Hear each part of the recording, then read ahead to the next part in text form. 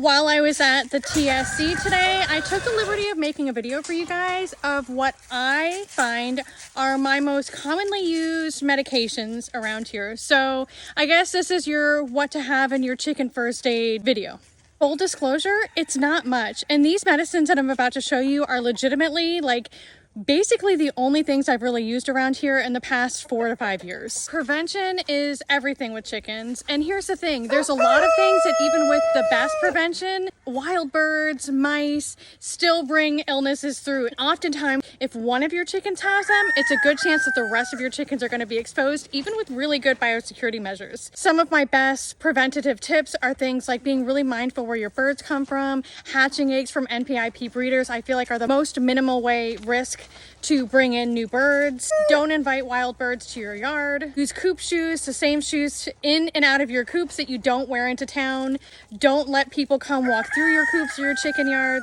And keeping feeders and waterers clean and feeding the best quality feed that you can afford so that your chickens have a nice, well-balanced diet so that their immune system can do most of the work. I don't use antibiotics to treat viral infections in my flock. I will use penicillin if I'm trying to prevent infection in really nasty wounds. I've actually only done it once, and that was when I had a chicken who was basically decapitated.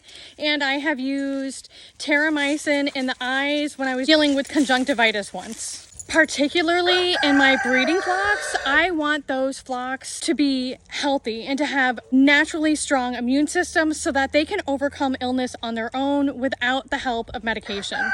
Listen, even with the cleanest coops, the best biosecurity, and the most hygienic chicken mamas out there, lice and mites are a thing in chicken keeping. Mice bring them in, wild birds bring them in. It is just hard to avoid. At some point in your chicken keeping career, I'm sure you're going to notice that your chickens are being affected by one of these parasites. Both of these parasites cause vitamin deficiencies in our chickens. They cause iron deficiencies. They can carry secondary illnesses. And for that reason, they're something that needs to be treated, and they need to be treated with something really effective. Well, I used to swear by Electra PSP as a treatment for lice and mites in chickens, and I still do. I still think that it is a phenomenal product. It's very expensive, but you only need 9 cc's per gallon of water to treat your birds. And the cool thing about Electra isn't on this list I'm about to show you, but I'm just talking about it because it is a good product. And the cool thing about Electra is that you can spray once. Electra kills live lice and live mites, and it also kills their eggs, which is really useful because other products do not kill eggs, they only kill the live parasites.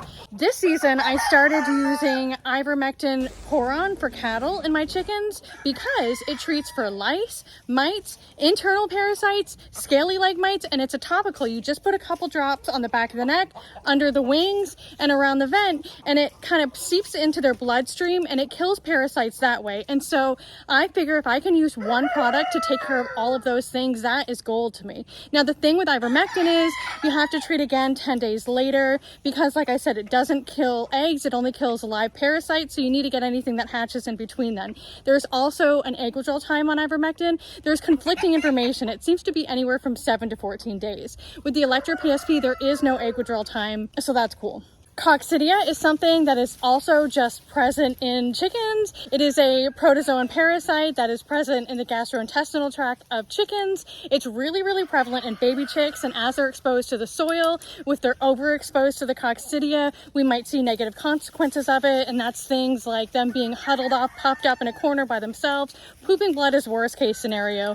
In any case, I have a video about this in my Raising Chicks playlist with much more in-depth information, and a lot of us creators are making videos about this kind of stuff right now, so I'm sure you'll see it pop up on the talk. The most effective treatment for coccidia is cord.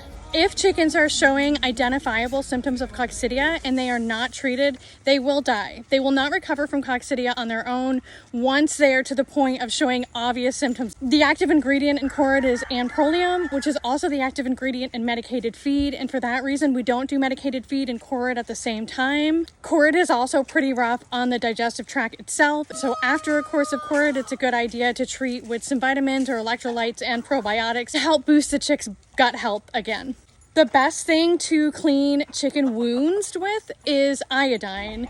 You may consider using something like a hydrogen peroxide, but the thing is, hydrogen peroxide can actually also kill healthy skin cells, and we don't want that. Iodine diluted to look kind of like a sweet tea coloring is a really, really effective wound cleaner. And then once wounds are clean, we put Vetericyn on them. Vetericyn is like a miracle product.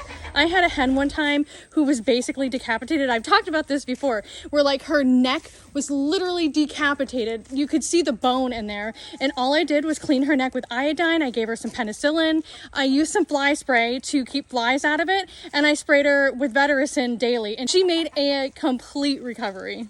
Iodine to clean wounds, Vetericyn to help wounds heal. Neosporin can be used on chickens, but only without pain relief. And listen, I'm not saying that there aren't other things that are helpful, and all the herbal things are helpful, but a lot of times herbal supplements are helpful to help prevent things, not necessarily to get rid of a full-blown infestation or infection. I'm a fan of dealing with the issue at the root and not prolonging problems. And of course, there are other things on the market that treat mites and lice and worms that you can clean wounds with.